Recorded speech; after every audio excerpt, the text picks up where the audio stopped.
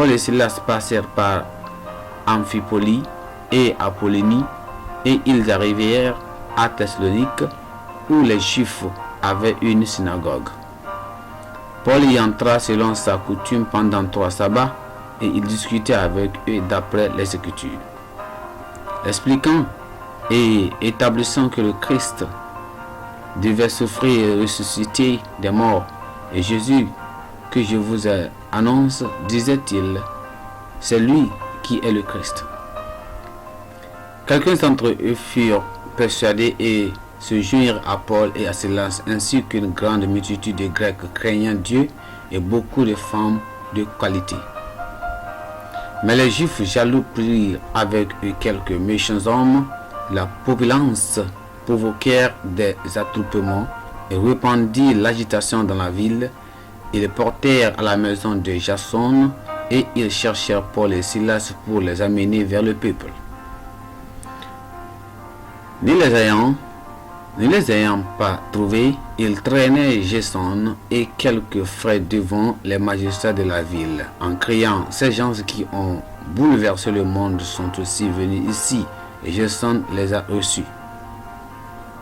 Ils agissent tous contre les édits de César, disant qu'il y a un autre roi, Jésus.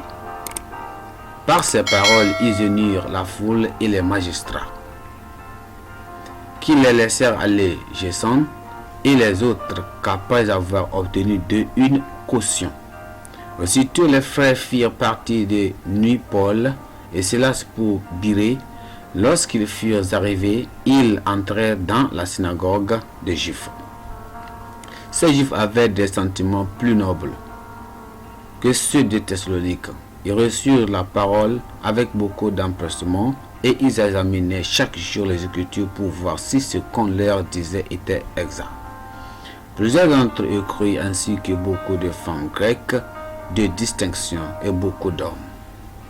Mais quand les Juifs de Thessalonique surent que Paul annonçait aussi à Bérée la parole de Dieu, ils vinrent y agiter la foule.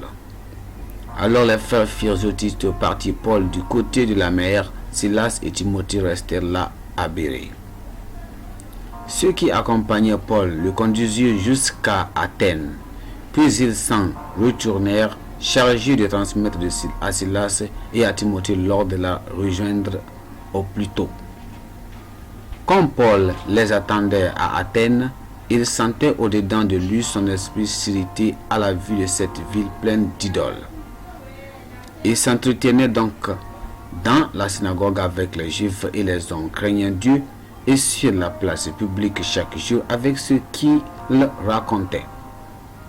Quelques philosophes épicuriens et stoïciens se mirent à parler avec lui, et leurs uns disaient, que veut dire ce discoureur? D'autres l'entendaient annoncer Jésus et la résurrection, disant, il semble qu'il annonce des divinités étrangères. Alors ils prirent et le menèrent à l'aréopage en disant, pourrons-nous savoir quelle est cette nouvelle doctrine que tu enseignes?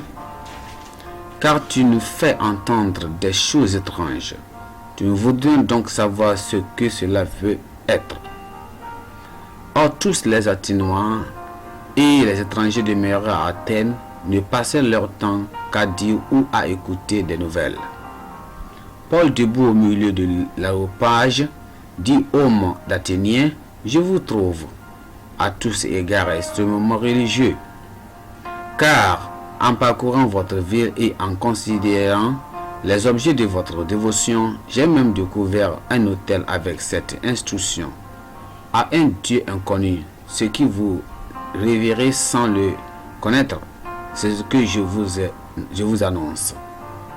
Le Dieu qui a fait le monde et tout ce qui s'y trouve, étant le Seigneur du ciel et de la terre, n'habite point dans les temples faits de mains d'hommes. Il n'en est point servi par des mains humaines, mais comme s'il avait besoin de quoi que ce soit, lui qui donne à tous la vie, la respiration et toutes choses.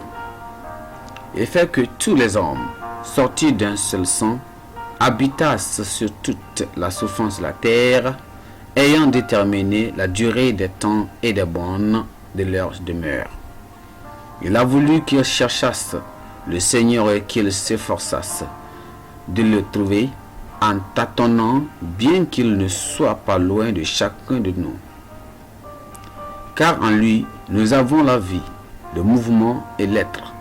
Car ce qu'ont dit aussi quelques-uns de vos pères de poètes, de lui nous sommes la race.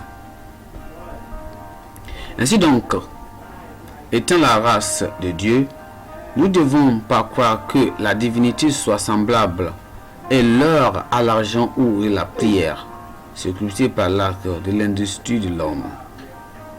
Dieu s'en tenit contre des temps d'ignorance, annonce maintenant à tous les hommes en temps lieu qu'il est à se repentir, parce qu'il a fixé un jour où il jugera le monde selon la justice par l'homme et qu'il a désigné ceux dont il a nommé à tous une preuve certaine en le ressuscitant des morts.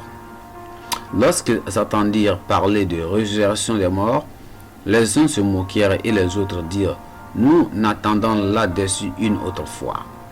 Ainsi Paul se retira du milieu d'eux. Quelques-uns néanmoins s'attachèrent à lui et crurent Déis l'Aréopagite, une femme nommée Damaris et d'autres avec eux.